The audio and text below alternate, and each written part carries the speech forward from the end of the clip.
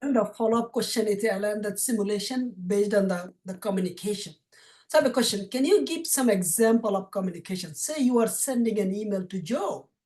You are looking for some tool access. Also give you a walkthrough of that tool.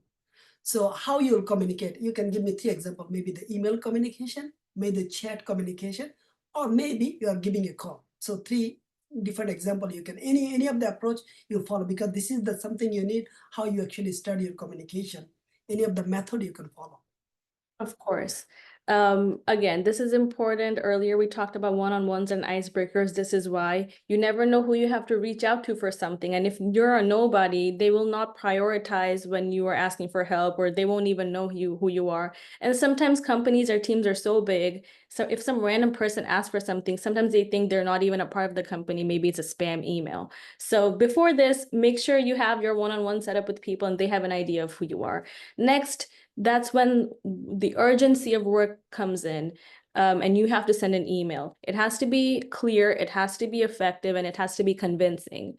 Convincing, I say, is because everyone is very busy. 2 ways to convince people to help you.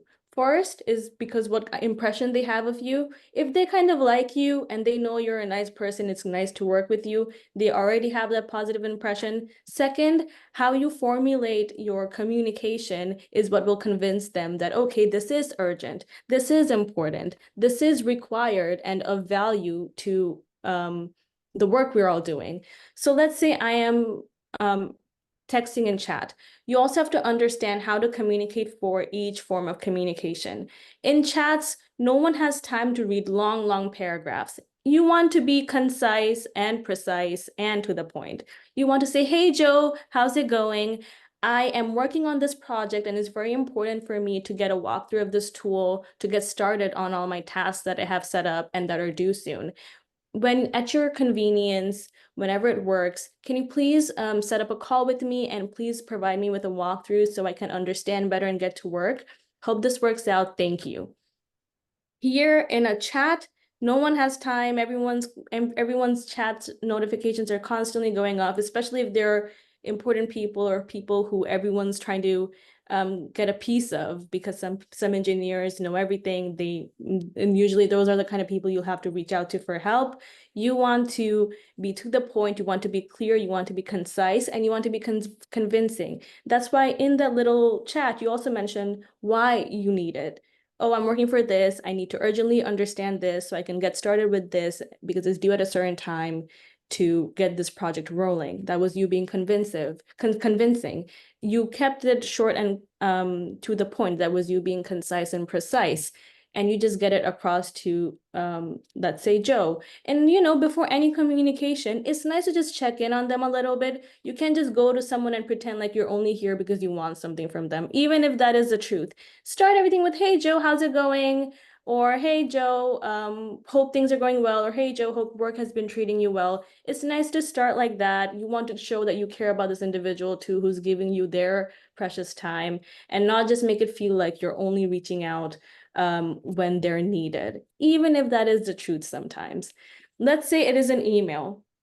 In an email, people kind of expect you to be a little more elaborate and give some more details, because in the format of an email is that you're trying to discuss elaborately on what you're trying to do. Let's say I'm reaching out to Joe via email. Have a clear, concise subject line, because again, just like chats, their emails are full of notifications and constant updates. It has to be a subject line that sticks out to them. Also, again, why the one-on-ones are important, they're going to see who that email came from. If they have a good impression of you and they know what kind of work you do, they're more likely to check that email sooner than later. Sometimes they don't even look at it at all because they don't prioritize you or know what you're doing.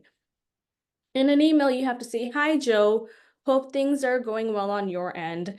Here, you can write a little more elaborately. You can say, I have currently been assigned this and this project with this and this team member, and it is very urgent because we're trying to meet this and this deadline and this goals and key results.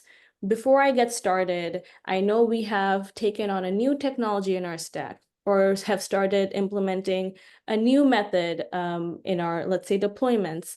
I am not familiar with it fully, and to get started on my work and start rolling out this project, it is very important for me to understand this process before I can get to work successfully. When you have the time, can you please set up a one-on-one call with me and kindly give me a walkthrough and explanation of what we're working with and how we do things so I can roll out this project effectively immediately. Thank you and regards, Inshira.